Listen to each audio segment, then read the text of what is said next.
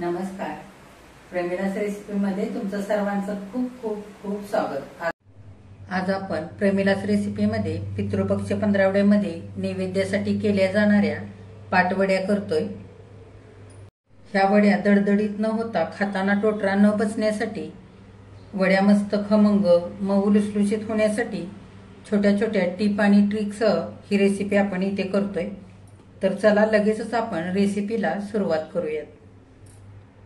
आता पाटवड्या करण्यासाठी इथं मी 1 कप भरून बेसनचं पीठ हलक्या हाताने दाबून भरून घेतलंय. हे पीठ मी चाळून घेतलेलं आहे. आपण भांड्यामध्ये घेऊया. इथं पीठ घेताना हलक्या हाताने दाबून भरून घ्यायचं. फारही अगदी दाबून भरून घ्यायचं नाही, म्हणजे पाण्याचं प्रमाण इथे आपलं चुकणार नाही.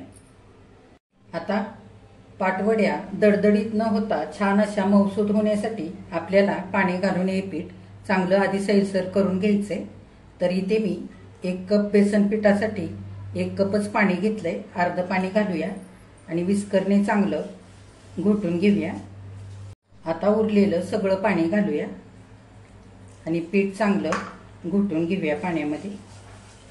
बघा, 1 कप बेसन पिठासाठी 1 कप पाणी घालून असं पीठ सैलसर करून घेतलंय. आता हे पीठ आपण बाजूला ठेवूया.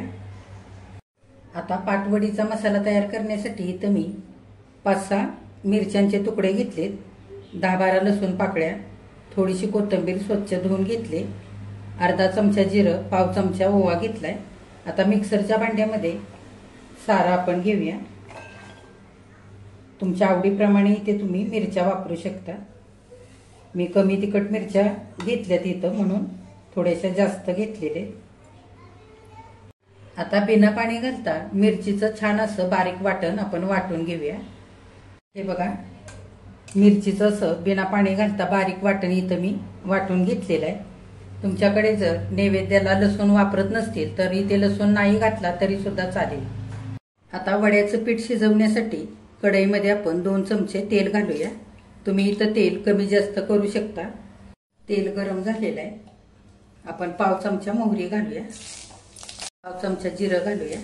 जिरं आणि मोहरी चांगली फुलू द्यायची.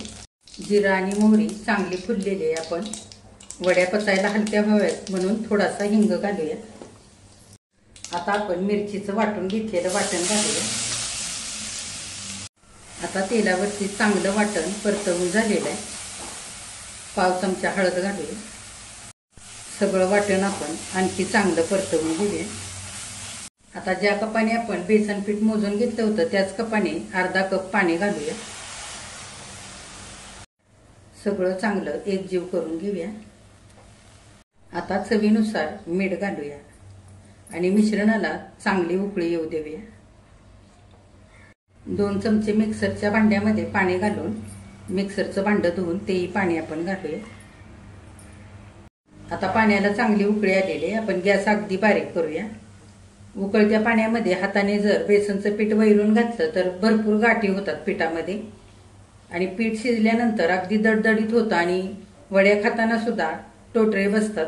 त्याच्यासाठी पीठ आधी पाण्यामध्ये थोडंसं सैल करून घ्यायचं आणि मगच उकळत्या पाण्यामध्ये घालायचं, म्हणजे वड्या सुद्धा अगदी छान मऊसूद अशा होतात.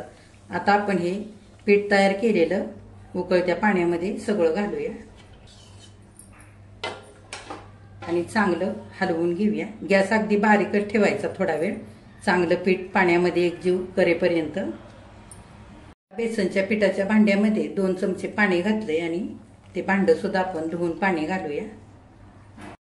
आता गॅस थोडासा मोठा करायचा आणि पीठ एकसारखं चांगलं हलवून घ्यायचं, गाठी होऊ द्यायच्या नाही. हे बघा, 3 ते 4 मिनिटं चांगलं पीठ मी पाण्यामध्ये एकजीव करून घेतलंय. अजिबात गाठी वगैरे झालेले नाहीत. हलकंसं असं घट्टसर इथे पीठ झालेलं आहे. आता आपण अगदी गॅस बारीक करून 2 ते 3 मिनिटांकरता झाकण घालूया आणि चांगली पिठाला वाफ काढूया, म्हणजे पीठ आपलं छान असं शिजलं जाईल. आता 3 मिनिटं झालेली आहेत. आपण झाकण उघडूया. चांगलं हे बेसनचं पीठ हलवून घेऊया. हे बघा, बऱ्यापैकी बेसनचं पीठ आता घट्ट झालेलं आहे आणि छान शिजलेलं सुद्धा आहे. आता गॅस बंद करूया आणि कढई खाली उतरवून घेऊया. आता इथं मी वड्याचं पीठ थापण्याकरता उंच किनारीचं ताट घेतलेलं आहे आणि थोडंसं तेल लावलेलं आहे. आता आपण गरम पीठ असताना ताटामध्ये घालूया आणि चांगलं थापून घेऊया. असं उलटण्याने किंवा एखाद्या पेल्याने एकसारखं थापून घ्यायचं. बघा इथे मी उलटण्याने पीठ एकसारखं ताटामध्ये थापून घेतलेलं आहे. थोडंसं थंड झालेलं आहे. इथे मी वाटीत पाणी घेतलंय. पाण्यामध्ये थोडासा हात बुडवायचा आणि हाताने वरून एकसारखं सगळ्या बाजूने हे पीठ करून घ्यायचं. कुठे पातळ कुठे जाड असं ठेवायचं नाही. अर्धा इंचीच्या वड्या कापल्यानंतर होतील ह्या पद्धतीने पीठ थापायचं. फारही अगदी पातळ थापायचं नाही, नाहीतर वड्या कापून घेताना वड्यांचे तुकडे होतात.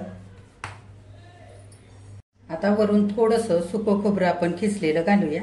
तुम्ही इथं ओलं खोबरं सुद्धा घालू शकता. थोडेसे तिळही आपण घालूया वरून. वड्या छान दिसण्यासाठी आपण वरून थोडीशी कोथिंबीर सुद्धा घालूया आणि सारं चांगलं हाताने असं परत एकदा थापून घेऊया. म्हणजे खोबरं तीळ आणि कोथिंबीर छान अशी मिश्रणाला चिकटून जाईल. आता सगळं मिश्रण 5 मिनिटं थंड होऊ देऊया आणि नंतर ह्याच्या वड्या कापूया. आता 5 मिनिटं झालेले, सगळं मिश्रण चांगलं थंड झाले. आता आपण वड्या कापूया. तुमच्या आवडीप्रमाणे तुम्ही चौकोनी किंवा त्रिकोणी वड्या कापून घेऊ शकता.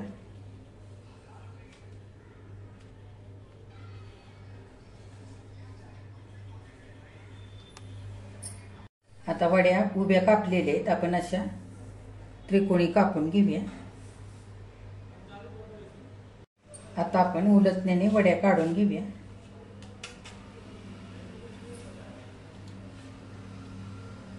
हे बघा, हे बघा सगळ्या पाटवड्या मी अशा काढून घेतल्यात. किती मस्त झाल्यात बघा. अशा छोट्या छोट्याच मी कापून घेतल्यात. फार अगदी मोठ्या कापलेल्या नाहीये. मस्त मऊ लुसलुशीत अशा इथे झालेले. हे बघा नैवेद्यासाठी पाटवड्या इथे करून तयार झालेले आहेत. अगदी मस्त मऊ लुसलुशीत अशा करून तयार झालेल्या आहेत. ह्या वड्यांना थापीव वड्या, बेसनाच्या वड्या असं सुद्धा म्हणतात. मी दाखवल्याप्रमाणे तुम्ही जर वड्या केल्यात तर तुम्ही केलेल्या वड्या सुद्धा अशाच माझ्यासारख्या मस्त मऊ लुसलुशीत तयार होतील. तर तुम्ही सुद्धा ह्या वड्या नैवेद्यासाठी अशा बनवू शकता किंवा एरवी सुद्धा तुम्हाला कधी खाव्याशा वाटल्या तरी सुद्धा बनवू शकता. आजची रेसिपी तुम्हाला आवडली असेल तर एक लाईक सुद्धा करा. आजची रेसिपी कशी झाली ते कमेंट करून मला नक्की सांगा. जे कोणी आता माझ्या रेसिपीज नव्याने बघत आहेत त्यांनी माझ्या चॅनेलला जरूर सबस्क्राईब सुद्धा करा.